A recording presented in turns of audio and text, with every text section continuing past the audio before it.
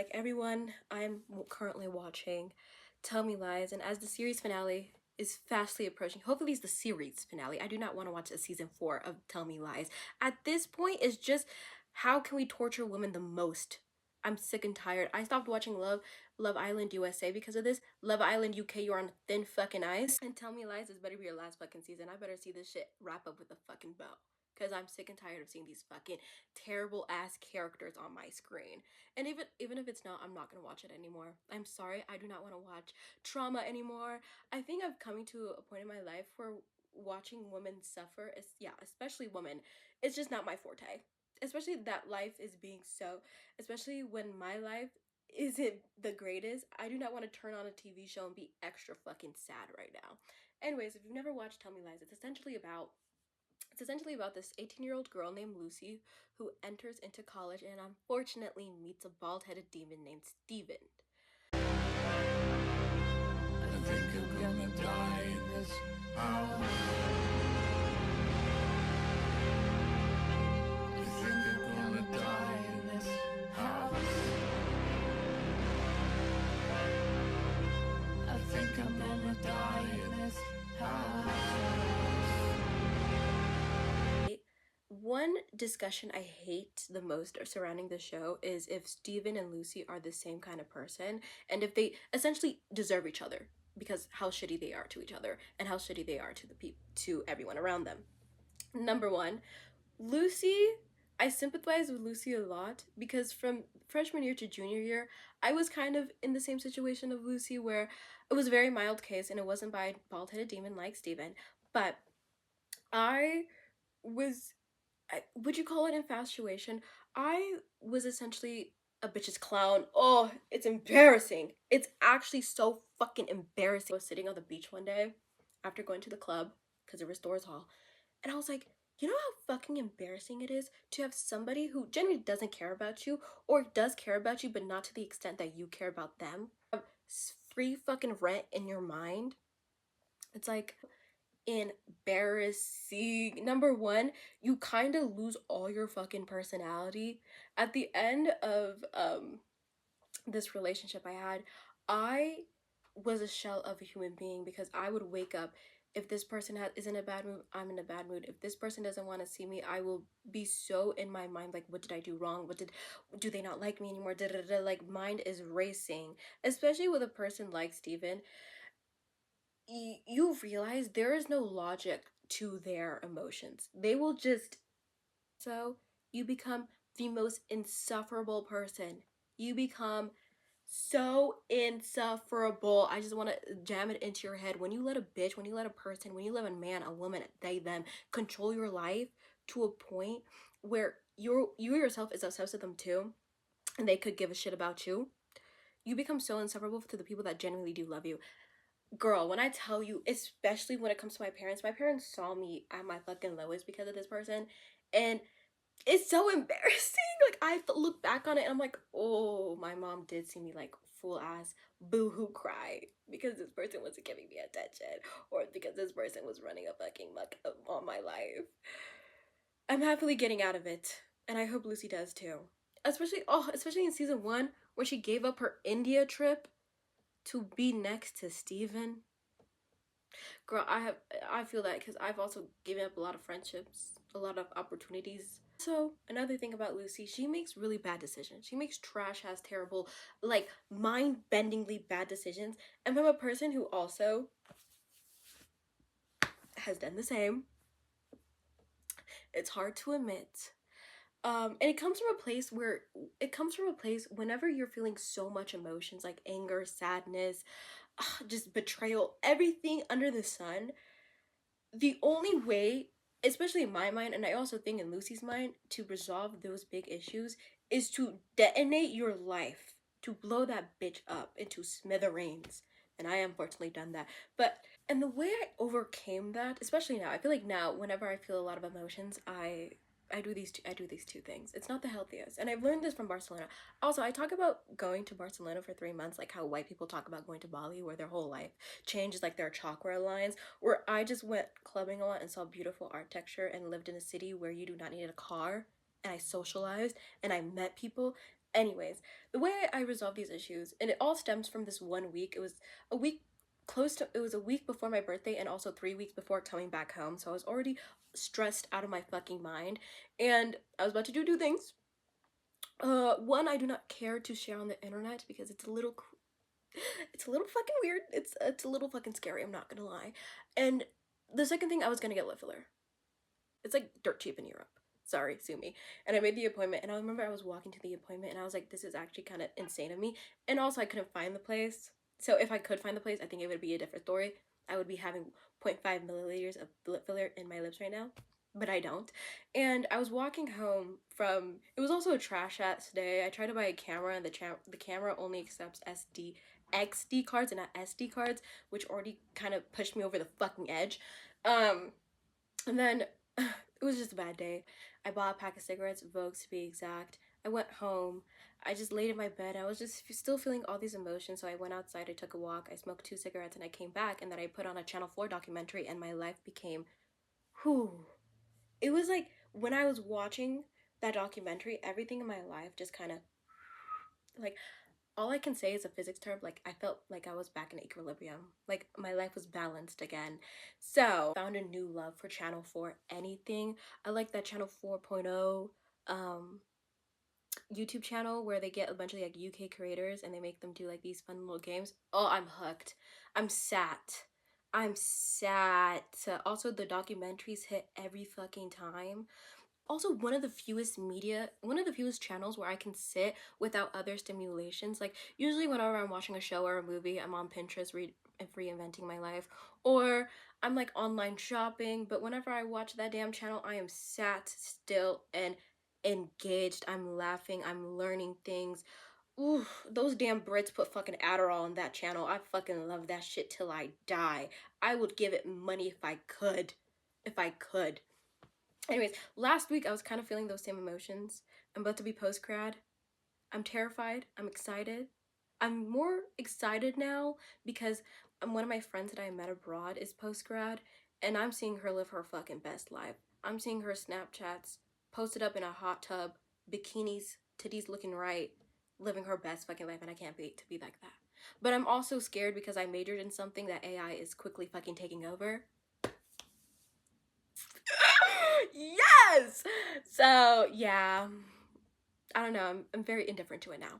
But anyways, last week I was kind of feeling that same emotions. So I went out, smoked 2 cigarettes, sat down, and watched a documentary. I watched first this documentary about about how people in the UK are faking getting into car crashes for the insurance. I watched a documentary with Stacey Dooley where she essentially lives as or has a sleepover with Lily Phillips. Lily Phillips, she's essentially an OF creator that takes things to the max, i.e. like Bonnie Blue.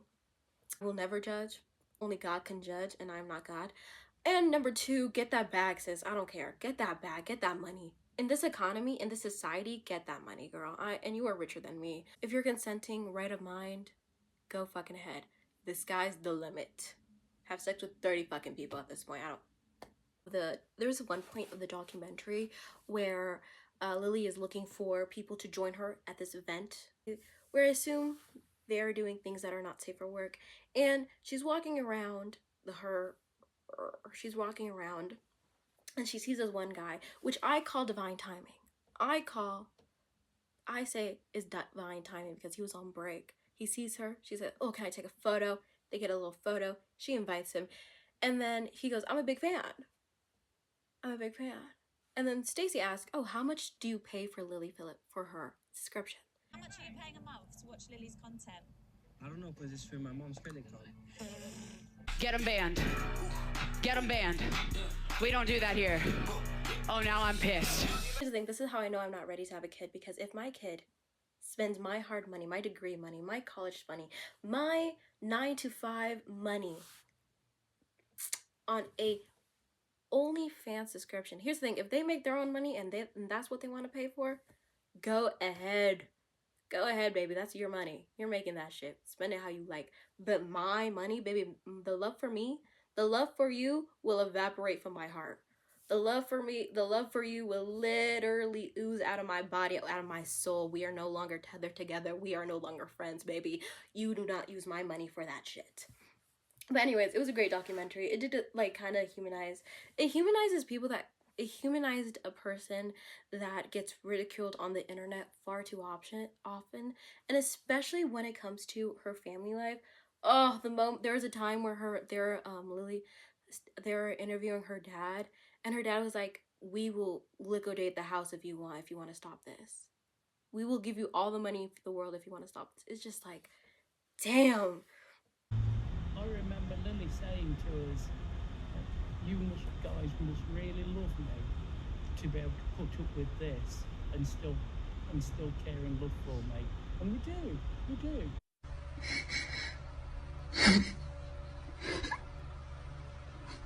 Damn, that did something. I was like, oh, that's hard. That hurts. That hurt. I know that hurt.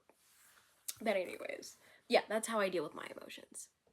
It's not the healthiest, but it keeps me from making some crazy ass decisions. I eat lip filler. I do kind of regret not getting that lip filler. Okay. Yeah, I do kind of miss not getting that lip filler though. It was like 200 though. It was like 200 euros. Did I have 200 euros to spend? No. Did I? No, I didn't. But still, I wish. I did kind of wish I did get that lip filler. She does need to do something like that. I think Lucy needs to find an outlet, i.e. smoking. I think she should smoke weed or something. Do something that relaxes your fucking nervous system, babes. Do something that relaxes your fucking nervous system at this point. Because you're stressing me out. One thing about Lucy, she's gonna stress out fucking everyone around her. And I get it, girl. When I was in her phase, I looked insane. One of these bad decisions that Lucy makes is that she sleeps with Evan, who is Bree's roommate, who is Bree's boyfriend, who is Lucy's best friend. In season 1, they weren't really like that good of friends, but after she sleeps with her boyfriend, they become like locked in. And it was really evident in episode 7, the last episode that just aired. There was a moment where it was Lucy and Bree's mom, and Lucy was like, I know Bree's one of the best humans in the world. Like, that is my bitch right there. That's my ride or die. I know her more than she knows herself. But you just slept with her boyfriend. If I slept with one of my friend's boyfriends, granted, I will never fucking do that, because I slept with my best friend's boyfriend, and I was unwilling to tell her that I did it, I would disappear from that bitch's life. I would be a speck of dust. I would be just a memory. I would never even be in the same area, zip code, 30-minute radius from her ass. Because I would just feel so guilty. And the fact that Lucy can lay up in the bed next to her going like, I love you so much, you're my best friend, you know that? Oh, scary bitch. Beginning of episode, also in season 3, when she gets back together with Steven after he's done so many terrible things. After he literally grabbed her hair and be dragging her through a fucking football field with fucking piranhas in it back and forth. Getting back together with him and saying, all my friends think I'm crazy. Baby, I think you're crazy. Yeah. If I had a friend like Lucy, what the fuck would I do? And here's the thing, at the end of the day, I just want all my friends to be happy. But like, don't do that to me. Don't do that to me. That would feel like a personal threat if I was Lucy's friend and she got back to fucking with Steven. I'm like, oh, so you want to fuck with me now? So you just fucking with my mental health now? Anyway, after all she's done, Lucy will never compare to Steven. Because number one, Steven has a body under his belt. Did we all forget that season 1 he left a bitch to die in a car crash? That he was driving, and then he swapped the seats with her? Isn't that crazy? And the thing that really pisses me off is that we see him, how the story is framed is that the present tense is when they're at Bree and Evan's wedding. Yes, they get back together. Yes, Bree knows that Evan cheated on her. Don't save her. She don't want to be saved. You know? And then the past sequence is when they're in college. And the fact that we see this motherfucker in the wedding, meaning that nothing bad to happen to him, meaning that he went to Yale, he went to law school in Yale, he then got a good job after going to law school, and has become a lawyer. So what's something bad that happened to him? Quickly, I need to find out what's something bad that happened to him. Quickly. Also, the fact that he sent Diana's nude to her father. He really does give Nate Jacobs, Takumi, a run for their money. Like, a run for their fucking money. They're friends. His friends. Wrigley and Evan. Wrigley and Evan hate his guts. Steven hates their guts too. Makes me wonder, do they know they don't have to be friends with each other? Like Monet said, a boyfriend is supposed to be an addition to your life. In addition to that, a friend is supposed to be an addition to your life. If a friend is constantly belittling you, constantly making jokes about your appearance, constantly making jokes about your life goal, constantly making jokes about your lack of intelligence, maybe you should just go and find some other friends. And I get it, coming from a person who goes to a really tiny petite Bella Hadid invited to the party school, it is hard to make friends in such a tiny area. However, I'd much rather be alone than have a friend like Steven. I'd actually rather go to hell for 30 minutes every day, being tortured for every day for 30 minutes, than be friends with a Steven. Characters know that they do not have to date everyone in their friend group. Cheating is so rampant in their friend group is despicable. We got fucking Evan and Lucy. We got Wrigley and Bree now. Pippa just been cheating. Pippa been cheating on Wrigley. Pippa pisses me off every time I see this bitch on the screen. First of all, whenever there is a woman of color, she gets on her hind legs and jumps at that opportunity while being in a relationship with Wrigley. And then in episode 7, when Wrigley gives her the opportunity, when Wrigley is just ending it. And you could just tell in season 1, in season 3, she didn't want to be in the relationship with him. She kind of felt pity for him. And you can and now he is giving you that way to escape, to leave. And the fact that she coerces him into sex. That Wrigley found. Do I like Wrigley and Bree's relationship? Not really. Because it's like, baby, there are other people on this campus. Go and find somebody else. Somebody that has a sane mind. Somebody so disconnected from Steven. Just find somebody else. And they have it. And they're willing to go back to that friend group. Ugh. And there's a new character now named Alex. All I have to say about Alex is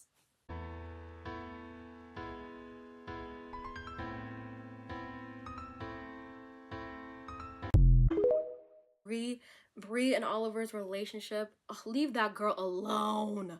Give Bree a break at this point. If you guys, Bree gets in a relationship with this older man. And usually I like a little age gap relationship. Alexander Skarsgård. Oh, I like when they're a little aggressive. Yeah. You like it. I imagine you would.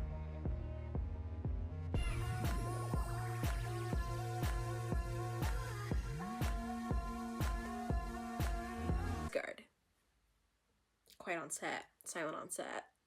I have to hear a pin drop on set. Yeah. But I do not like Oliver because he is a predator. And at this point though, tell the fucking dean. Tell the dean of students what he has done. It is genuinely pissing me off to want this show to end. I want Steven to die. Yeah. I want Steven to be dead or go to jail.